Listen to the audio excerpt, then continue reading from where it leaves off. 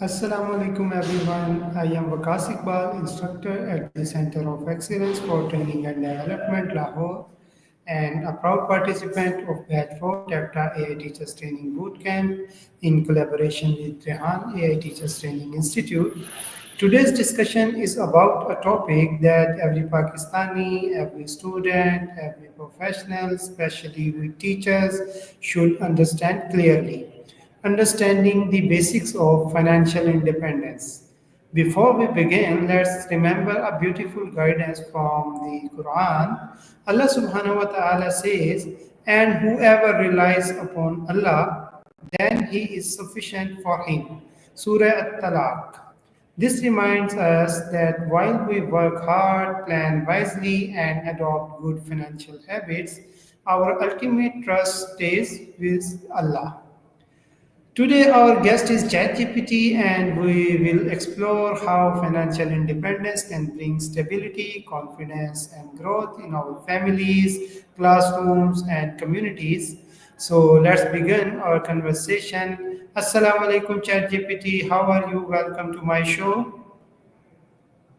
Wa alaikum assalam. Thank you so much for the warm welcome. I'm excited to be here and ready to dive into our discussion on financial independence. Let's get started. Okay. In simple words, what does financial independence mean for an average Pakistani? Financial independence for an average Pakistani generally means having enough income and resources to cover one's living expenses without relying on a paycheck. It often involves having savings, investments, and a budget that assures stability and the ability to meet financial goals without stress. Right. Why is financial independence important for teachers and instructors like us? Financial independence is important for teachers and instructors because it reduces stress and allows them to focus on teaching and professional growth. It provides stability, peace of mind, and the freedom to innovate in the classroom without financial worries. It also enables them to set a positive example for students and their communities. Right. What first step should a Pakistani instructor take toward financial independence? A Pakistani instructor can start by creating a budget, reducing unnecessary expenses, building an emergency fund, and investing in long-term assets like mutual funds or retirement plans. They can also consider additional income streams, continuous learning to enhance skills, and seeking guidance from financial experts to stay on track. Right. How can we encourage students to understand money management and from an Islamic perspective? We can encourage students by integrating practical financial lessons into the curriculum, using real life examples, and encouraging discussions about budgeting, saving, and investing. From an Islamic perspective, we can highlight the principles of ethical earning, avoiding debt, and being charitable, aligning financial habits with Islamic values. Right. What role does halal earning play in building financial independence? Allow income is fundamental because it ensures that earnings come from ethical and lawful sources, which aligns with both spiritual and financial well-being.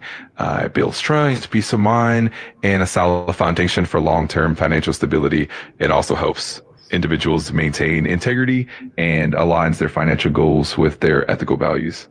Right. How can someone living on a moderate monthly salary start saving effectively? Someone on a moderate monthly salary can start by setting a budget to track expenses, identifying areas to cut costs, and setting small, achievable savings goals. They can also automate savings, even if it's a small amount, and gradually increase it over time. Additionally, exploring side income opportunities and focusing on debt reduction can help boost savings effectively. Right. What is the biggest money mistake Pakistanis usually make, especially young people? Young Pakistanis, especially when starting out, often earn modest salaries, typically ranging from around 30,000 to 70,000 PKR per month, depending on their field, qualifications, and experience. Those in technology, engineering, or specialized sectors might earn more, while entry-level positions in education or administrative roles may earn on the lower end. Right.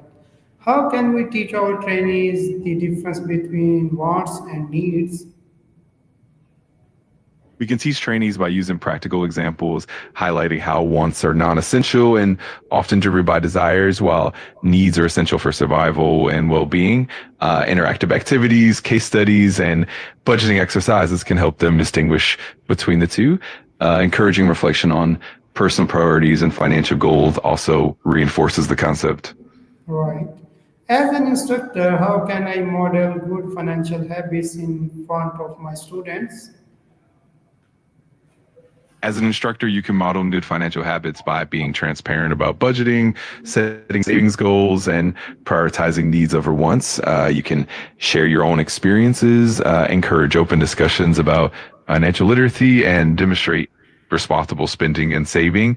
Additionally, involving students in practical financial activities like simulations or projects can reinforce these habits effectively.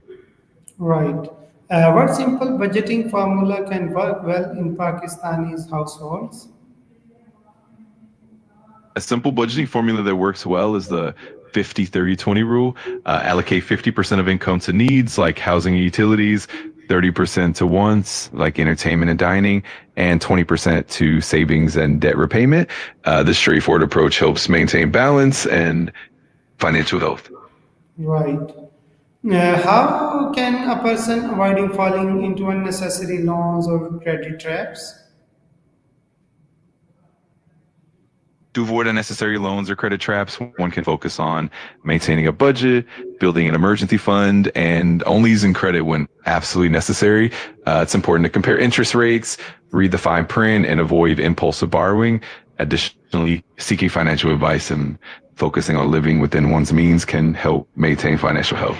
Right. Why is it important to track monthly expenses and how can a beginner start doing it? Tracking monthly expenses is important because it helps you understand where your money's going, identify areas to cut costs, and ensure you're staying within budget. Beginners can start by recording every expense using apps or simple spreadsheets, categorizing spending, and reviewing the data monthly. Over time, this habit helps in making informed financial decisions. Right. How can Feel free we to use wisely these strategies? Absolutely. We can use these strategies wisely by consistently applying them, staying disciplined, and regularly reviewing our